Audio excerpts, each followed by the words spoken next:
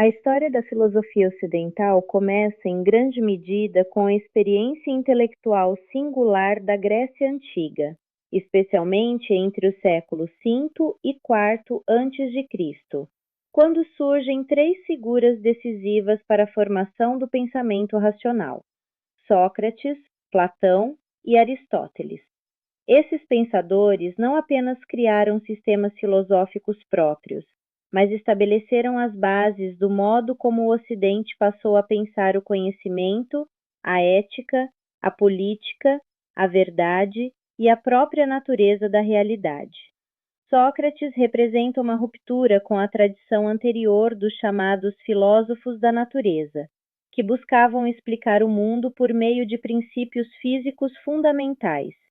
Ele desloca o centro da reflexão para o ser humano, para a vida moral e para a investigação da verdade através do diálogo. Sua filosofia não foi registrada diretamente por ele, mas transmitida por discípulos, sobretudo Platão.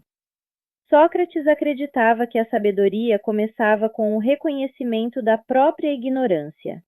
Sua famosa afirmação de que sabia apenas que nada sabia não é uma confissão de vazio intelectual, mas um método. Reconhecer limites abre espaço para a investigação verdadeira. O método socrático consistia em questionar definições aparentemente evidentes: justiça, coragem, virtude, amizade, mostrando que aquilo que parecia claro escondia contradições.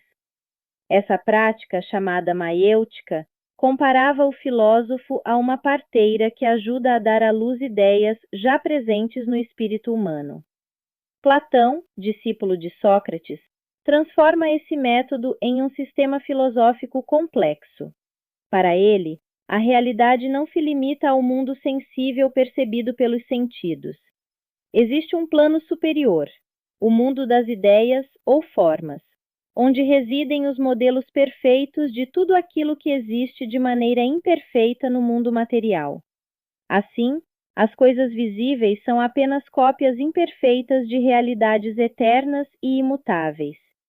A justiça concreta nunca é perfeita, porque participa apenas parcialmente da ideia de justiça. O conhecimento verdadeiro, portanto, não vem da experiência sensível, mas da contemplação racional dessas formas. Essa concepção aparece de maneira simbólica na alegoria da caverna, na qual os seres humanos vivem presos às sombras projetadas na parede, confundindo aparências com realidade. O filósofo é aquele que se liberta dessas sombras e retorna para ajudar os outros a compreenderem o que é verdadeiro. Além disso, Platão desenvolveu uma teoria política profunda, segundo a qual a cidade justa deveria ser governada por filósofos, pois apenas eles teriam acesso ao conhecimento do bem. Sua proposta não é apenas política, mas pedagógica. Governar exige formação moral e intelectual rigorosa. A educação, nesse contexto, torna-se instrumento de transformação da alma e da sociedade. Aristóteles, discípulo de Platão, segue outro caminho. Embora reconheça a importância do pensamento do mestre, rejeita a separação radical entre mundo sensível e mundo das ideias. Para Aristóteles, a realidade está nas próprias coisas concretas, e o conhecimento começa com a experiência. Ele organiza o pensamento em áreas distintas: lógica, ética, política, metafísica, biologia, retórica, estabelecendo praticamente o modelo de classificação do saber que ainda utilizamos. Sua lógica formal, baseada no silogismo, tornou-se instrumento fundamental do raciocínio científico por séculos. Na ética, Aristóteles propõe que a felicidade não é um estado emocional passageiro, mas a realização plena das potencialidades humanas.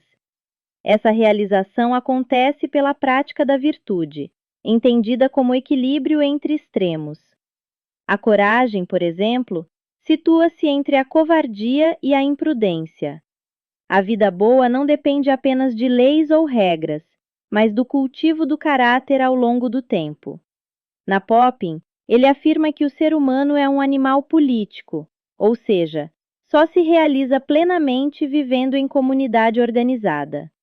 Historicamente, esses três pensadores formam uma continuidade intelectual rara. Sócrates inaugura o Ficuco-Iers, ético. Platão constrói uma filosofia idealista estruturada, e Aristóteles desenvolve um sistema empírico e analítico que dialoga com a realidade concreta. Juntos, eles definiram os fundamentos da filosofia e influenciaram profundamente a ciência, a política, ainda conhece filosofia, pode conversa ada,